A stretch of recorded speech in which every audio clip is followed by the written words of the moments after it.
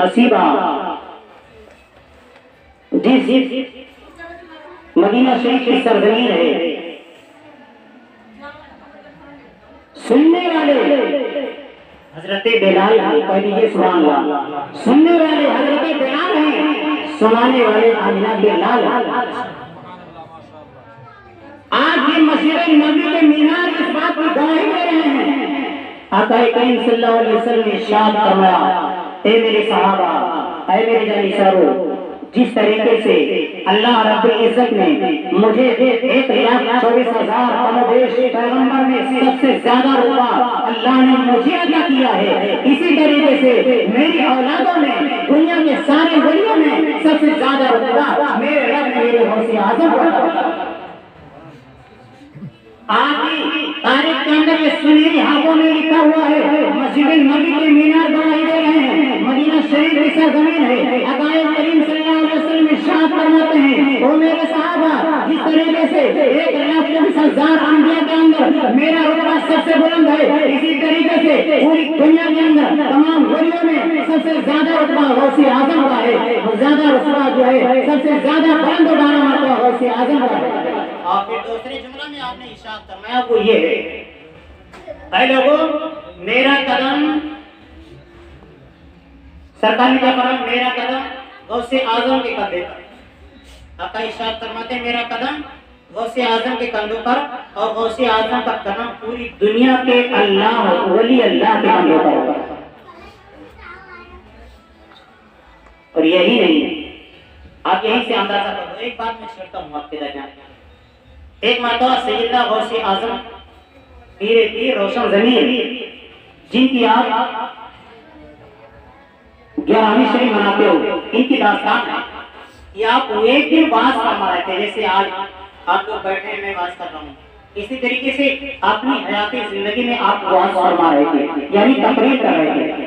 उड़ती हुई चील आई, क्या आई, एक परिंदा जिसे चील कहा जाता है, चील आई, और आने के बाद सैयद सरकार गौसे आज़म रज़ियल्लाहु ताला आप वाज फरमा रहे थे, वो टेक टेक की आवाज बोलने लगी,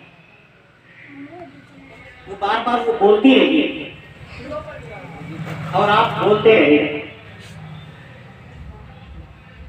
जब डिस्टर्ब होना शुरू हुआ, बार बार वो आवाज करती रही, सरकार अपनी बात करते रहे, मगर वो जब बार बार आवाज करती रही, चिल्लाती रही ना, सरकार गौसे आज़म ने एक नजर डाला, एक नजर जनाब में डालना था, उड़ता हुआ उड़ती हुई चील पूरा जमीन में ठंडा हो रही है। कौन गौसे आज़म? याद करो, जब जमीन पे गिर करके मर गई और सरकार वाज फरमाते रहे, जब वाज कर चुके, पूरी मुकम्मल हुई बात, तो सरकार ने उस चील को उठाया और उठाने के बाद में उसके कहा, सुन ले, आज तुझे मैं जिंदा कर देता हूँ, मगर इसके बाद अगर तूने फिर गुस्ताखी किया मेरी महफिल में, तो फिर दोबारा जिंदा नहीं करूंगा। सरकार ने अपने पैर से ठोकर मारा, तुम भी जिंदा कहा, चील उड़ते हुए फिर वापस चली गई। कि तुम्हारे तीर की ताकत का यह आलम है, कि तुम्हारे रहबर की ताकत का यह आलम है कि अल्लाह रब्बुल इज्जत ने कितना पावर दिया था गौसे आज़म। उनकी महफिल में बैठे हो, अदब के साथ बैठो। और यही नहीं, एक आपकी सरजमीन है, बगदाद की सरजमीन है, जुमा का दिन है, अजान हुई, सारे लोग मस्जिद में जुमा की नमाज पढ़ने के लिए आ गए, जुमा की नमाज पढ़ने के लिए आ गए, पूरी मस्जिद भर गई। सैयद सरकार गौसे आज़म रज़ियल्लाहु ताला अन्हु ने खिलाफत पर तशरीफ लाए, आपने खुतबा देना शुरू फरमाया, और खुतबे के दरमियान में आपने इरशाद फरमाया, है लोगों मेरा नबी सारे नबियों में सबसे बुलंद है। आपने क्या जुमला फरमाया, है लोगों मेरा नबी सारे नबियों में सबसे बुलंद है। उसी महफिल में, उसी जुमा की महफिल में एक ईसाई बैठा हुआ था, फौरन अपनी जगह पर खड़ा हो गया। उसने कहा गौसे आजम तुम अपने नबी की बड़ी तारीफ करते हो, अरे मेरे नबी की तारीफ करो कि जिस नबी ने चलते फिरते मुर्दे को ठोकर मार दिया तो मुर्दा जिंदा हो गया है। तुम्हारे नबी ने कभी किसी मुर्दे को जिंदा किया है? गौसे आजम को फौरन जलाल आ गया, और जब जलाल आया ना जानते हो, फौरन आप मिंबर से नीचे उतरे और मस्जिद से बाहर निकले। कहा वो ईसाई मैं नबी तो नहीं हूँ, अभी नबी के गुलामों के गुलाम हूँ, चल मुझे अभी किसी कब्रिस्तान में तुझे मोया में जिंदा करके दिखाता हूँ। अब जुमा ज्ञान में कितने लोग मौजूद थे, सब पीछे पीछे चल दिए। जब सैयदना सरकार गौसे पाक पर आगे चले, पीछे पीछे ईसाई चला, और बाप के मस्जिद में जितने लोग थे सारे लोग चले। अब बहुत बड़ा जन्मे गफीर लगा हुआ है, सैयदना सरकार गौसे आदिम चल रहे हैं, आपके कदम पड़ रहे हैं। आबादी के एक कब्रिस्तान तक पहुंचे, जब कब्रिस्तान तक पहुंचे, कब्रिस्तान के अंदर एक जगह पर खड़े हो गए और कहा ओ ईसाई, और लंदन में रहने वाला शख्स, तू मेरे नबी की शान में गुस्ताखी करता है। तू कहता है तेरे नबी बहुत सारे मुर्दे जिंदा किए हैं, मेरे नबी ने किसी मुर्दे को जिंदा नहीं किया। मैं नबी का गुलाम हूँ, नबी का गुलामों का गुलाम हूँ।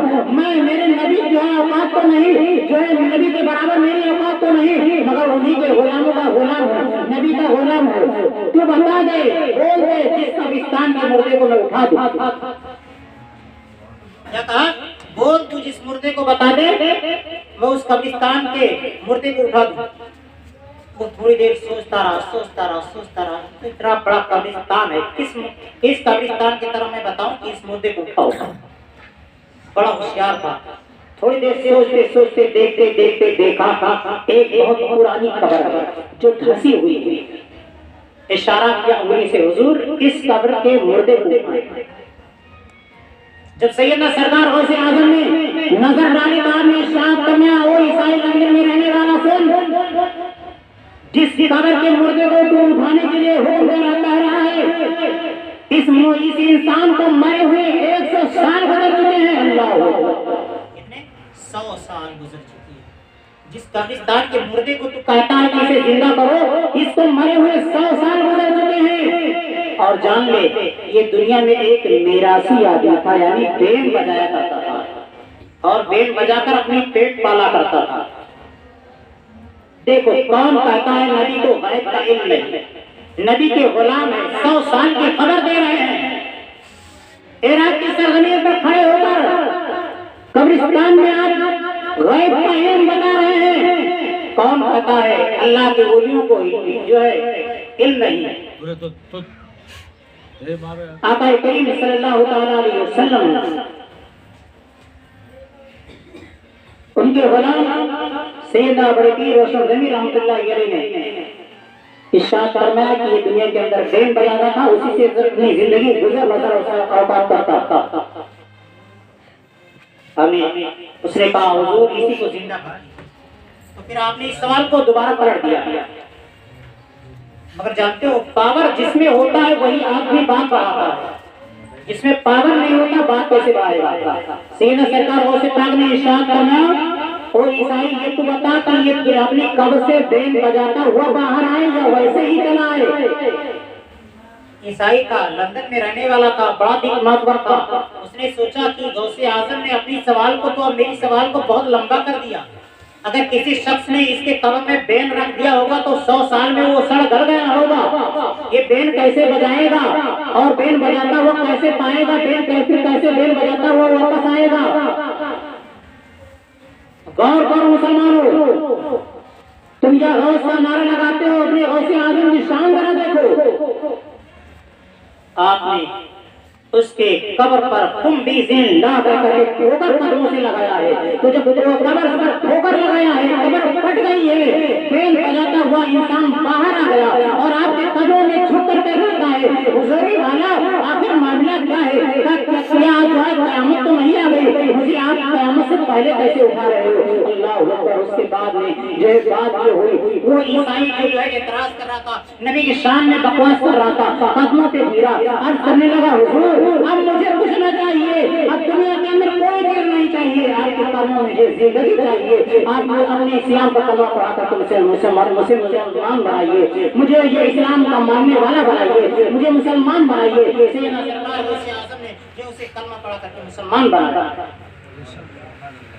ये गौसे आजम की करामत है। तुम कहते हो गौसे आजम या गौस अल-मदद, मगर शान जरा देखो गौसे आजम का। गौसे आजम की शान को जरा देखो। बस मुख्तसर से मैं अपनी बात को समेट देता हूँ।